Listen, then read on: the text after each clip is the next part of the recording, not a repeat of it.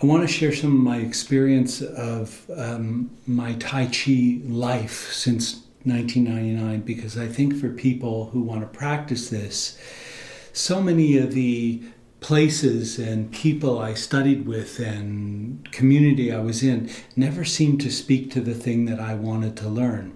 The very new age and meditative and spiritual people didn't really want to learn the practical applications of the practice, and many of the really martial people weren't interested in the Taoist philosophy and the spirituality of it. So I was around a lot of fighters and around a lot of meditators and not really much in between. And my teachers, my journey with my teachers is, I think, perhaps quite unusual, because I spent a lot of immersive time with teachers in private. I found myself being in classes and things often quite exasperated that I didn't really get support or reflection. And I didn't really have any natural aptitude for the practice. I wasn't particularly athletic, and I'll say that I didn't fully start to get into my body until I was in my 20s.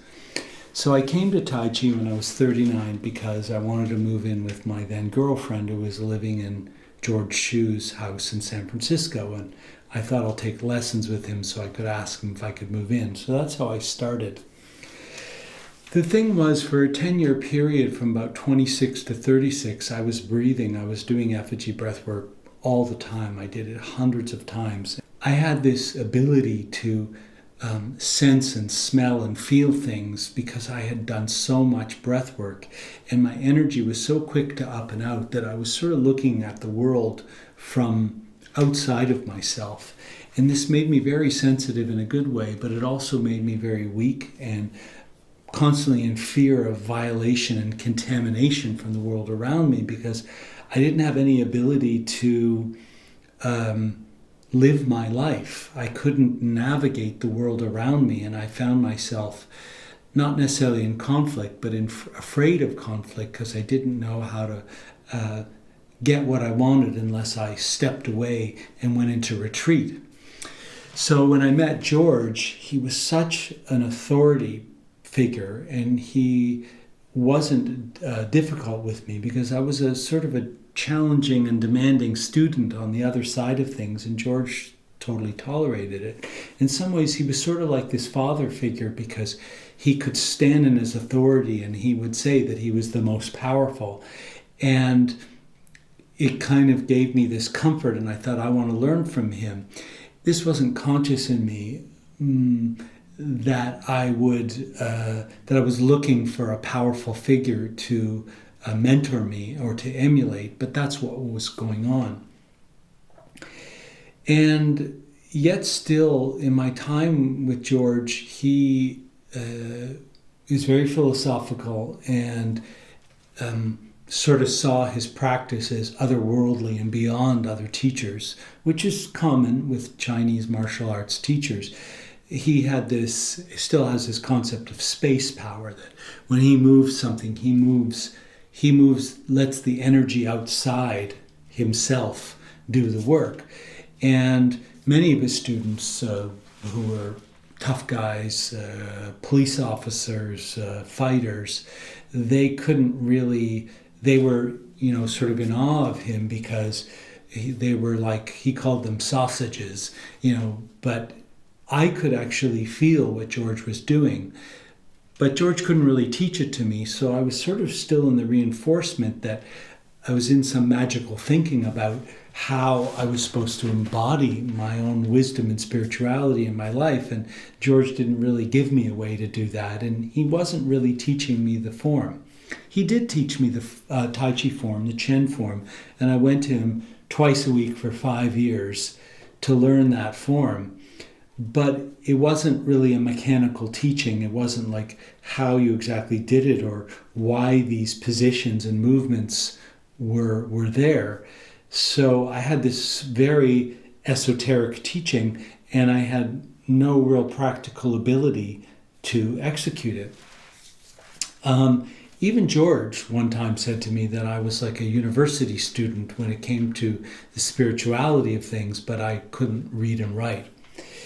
And he had a camp in China in 2014, and he assembled what he thought were some of the great last living masters of different internal martial arts forms. So there's Tai Chi, which is only 400 years old, but there's Lan Shou, there's Xin Yi, there's Tong Bei, there's Yang style and Chen style, there's Cannon Fist and Xin Yi, and push hands, which is a two-man practice. So he had all these masters there. And going to China just knocked me out. I just loved it, but I didn't speak anything. And we were surrounded by martial arts people, fighter type people, and George, the king of the jungle, and he promised that there would be translators so I could finally ask some questions to these masters. I'd met many masters through George. He would bring them to America, but they didn't speak English, and George was always translating, and they could talk for 10 minutes and then someone would say, well, what did he say? And he would say one sentence. So we knew we weren't really getting everything, but there were no translators, and George wanted to establish his authority at the camp. And so it was still kind of like this show of power and this esoteric philosophy, but no practical way to get there. But I met this one teacher that none of the other students and teachers particularly liked, Master Zhu. And Zhu was from Shanghai, and he was strictly the Chen form. And I gravitated to him, and he was sort of a sweetheart, and he liked me, and he spoke a little English, and kind of went around George's back and got Master Zhu's contact information. I emailed him, and I arranged a trip to go to China a couple months later. And I started to take Mandarin lessons, and Master Zhu was really the perfect teacher for me because he was trained as a mechanical engineer, and he was very mechanical, like a snake, and everything was precise, and all he talked about was angles and perfect position, and it was like learning to read and write. And he was a real proud Chinese person, proud of his Shanghainese heritage and his Chinese heritage and his martial arts heritage, and he loved sharing it with me. So I got to go to his house and eat food and go shopping and eat in tons of restaurants because he was a foodie. And I was kind of in heaven, really. The practice was so hard because although I knew so much, my body couldn't really take the pressure and the work of working on it, and I just was in a complete meltdown in my body, just knee problems and hips and shoulders, and I had phlegm in my lungs, and I was tired all the time, and I just hurt in my lower back. And he couldn't really address it per se, although he was interested in Chinese medicine, and I would try out different doctors there and things, but mostly I'm flying to China for 6 or 7 hour days of practice for 6 or 7 days, and then coming home and trying to integrate all that, and 24 hours worth of travel, and I was a wreck. I invited Master Zhu to come to California in about 2 years later, and we had a falling out. And part of the falling out was that he brought a student with him who he was sleeping with, and he didn't want me putting pictures of our trip of her on social media because he didn't want his wife to find out, and his wife, who I liked. And because my history, my father had an affair, and he reminded me of my father in many ways, mechanical. This triggered me, and he didn't ask me, but I felt like, if you're so powerful and you embody this practice, then why not just live the truth and take the consequences? So I lost some respect, and he wanted payback for everything that he had given me and wanted me to serve him hand and foot in a way that was almost impossible, and he was not that adaptable. And I also saw that when we would practice two-man practice, like push hands, he wasn't like this flowing person. He was just very rigid. And I sort of saw that there was this beauty to him and this perfection, but not an adaptability and a fluidity. And Tai Chi is based on the yin-yang, on the Taoist philosophy of these blending of parts. It's don't use force with force. It's always listening, and he didn't have that. And we had some hilarious moments of at the end of falling apart. He wanted, at one point, I was taking a phone call about a training I was doing, and he wanted me to take him somewhere, and I had to take the call, and he was yelling at me, "You cannot take the call," because I owed him something, and I took the call, and he decided to go take a road trip to Yellowstone without me, and that was sort of the end of it. I still wanted to practice, and the last trip I was in China, another one of the masters that George had brought, Master Wu Wen, he was this crazy wild animal.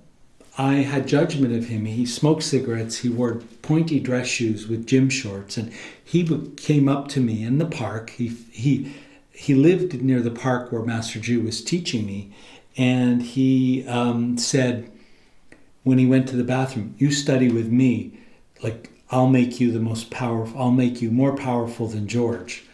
And I thought, who is this guy? Like, so inappropriate, and he smokes and like whatever. But I had the feeling like maybe I should go and check him out. So I reached out to him. I got to him through George. George now was okay with me traveling to China because he knew that I was not disrespecting his world. And he got me in touch with Master Wu Wen, and I went to see Master Wu Wen. And he turned out to be probably one of the greatest teachers I've ever had in every way. Because all of my teachers, and some of them were famous in their own way, had a kind of self-consciousness. They knew that they were being projected on as teachers, which happens to people who are famous. So they knew they were presenting themselves. And so to get to the real person, you have to kind of go through the filter of their public persona. And Master Wu Wen had no idea of himself. He didn't care.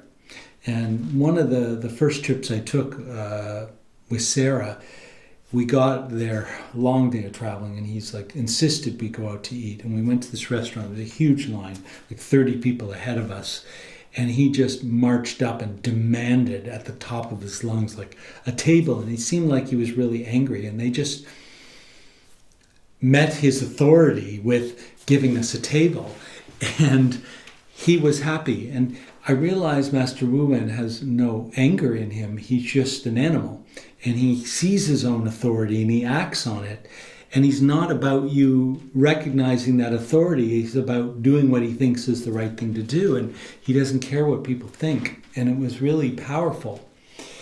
So I was with someone who wasn't about who they wanted me to be with them. Because oftentimes teachers find a person like me who's a good student and they want me to be their perfect student in some way. And they sort of use me as this example. And he just didn't care. And he was so genuine in his love, like no other teacher, because he wasn't trying to be someone's guru. He didn't teach in public. He wouldn't teach me outside because he said, I have too many secrets and people will want to be around me when we do this. So we had to practice. I practiced in the hotel a couple times. And it was true that when we went out to practice outside, crowds would gather. But the most beautiful thing was that he was the most martial of all the teachers, and he was constantly showing me the threat in the way that he moved, which I've kind of embodied. Like, I can feel the animal in me, and I really got that from Wu Wen. But in the afternoon, we would do Qigong and meditation, and I didn't find this out until a couple of years into the pandemic, that he was a Buddhist, and he practices his spiritual practice very seriously. And he was really the first Chinese martial arts teacher with a spiritual practice. And he had never told me about it. But we meditated together and he showed me things and they were so healing. He told me, if you practice with me for 2 years, we said you'll be more powerful than George. But he said, I'll heal your body. And he was right. And I'm so grateful to him. And even when I've tried to express that to him, he's just not interested in hearing. The other thing that Master Wu Wen did was, he had said that Xin Yi, which is his practice, which are 10 animal movements that lead to Tai Chi, when he said, Tai Chi, you stop practicing, you forget everything, and you need a huge space to go do this form. And Xinyi is one movement, one principle. And once you get it in your body, you never forget it. And slowly, when I started to practice this, all of a sudden, I could see everything. I could see the animals in Tai Chi, and I could see the application, what they call yongfa, like the way that any movement is used for martial purposes, which is hard to see when you see Tai Chi practicing really slowly, because you can't really see what it's for martially. It's supposed to be hidden. But once you do Xinyi, you can see it. And my whole practice woke up. The philosophy of Taoist philosophy, all the things that George had told me, the principles, the 10 animals themselves, the Tai Chi practice, and the whole internal martial arts forms and how they're like flavors of the same thing. It's like if you're going to play music, you can go study Mozart, Beethoven, rap, Bob Dylan, jazz, African music. It's all music, but it's all different aspects and flavors. And internal martial arts is a vast system because it's thousands of years old. And you start to see what binds it all together in the same way that you would say this is all music. So a couple things that I want to share with people is, one, I wasn't a fighter. I wasn't strong. I wasn't trying to be in the brotherhood of martial arts. I came from breathwork, but breathwork never really showed me how to integrate that into my life, and Tai Chi did. So on one hand, it's a real tremendous practice of integration, how to live in your body. And two, because I didn't really have any particular skill or ability, it took me a long time to learn how it works. So when I teach, I don't think about, oh, well, by the way, I'm so much better than you and you can't understand, or I was so naturally gifted that I don't know how to show it to you. Like George, he's just naturally really talented. I actually like to show it step by step because it's not really like magical or a secret to me. There's mechanical parts, and then there's energetic and spiritual parts. And there's a way in which to go about doing this. And you can learn it, because if I can learn it, you can learn it. The other thing is because I studied with George, and I studied with Master Zhu and Master Wu Wen, and I also studied with another master in Beijing, Master Wang, who showed me the Yang form. And many teachers that George brought over, I have a wide view of this. I didn't just have one teacher, and I'm just following their principle. I already had my own wisdom and knowledge of my own practices, but when I was able to put this into this movement, part of this is my own, how I teach, and part of it is just this amalgamation of everything that I have heard from everybody and which parts matter in essence. And I think that if you want a movement practice, you're not going to go to yoga because it's asana, it's poses. Ultimately, I'm not saying all yoga is exactly the same, and there isn't partner yoga and flow, vinyasa, but Tai Chi is a movement practice, and it's a spiritual practice. So if you want a movement practice, and you want something for your health, the Qigong aspect of it, and you want to integrate how does my wisdom translate into movement out into life, then this really is the practice for you. And the beautiful thing about Chinese culture, and not just internal martial arts, but all of it, is that they figured a lot of this out thousands of years ago, and they haven't changed, partly because they don't really need to. The system worked already all that time ago, and that's why it's lasted so long. So I bow to that. But I update it to Western psychology and Western thinking and Western approach to things. And I try to take out the mysterious, non-communicative part that all of my martial arts teachers had, even Master Wu, and that they don't really tell you much. They talk a lot, but often they don't tell you either because they don't want to or they don't know how to. It's sort of not built into the oral language how this works. And being a Jewish manifester, Sagittarius, 5 planets in the 3rd house of communications, I'm a communicator. Language matters to me so much. If you know astrology, I'm Mercury in Capricorn. I like to say the way.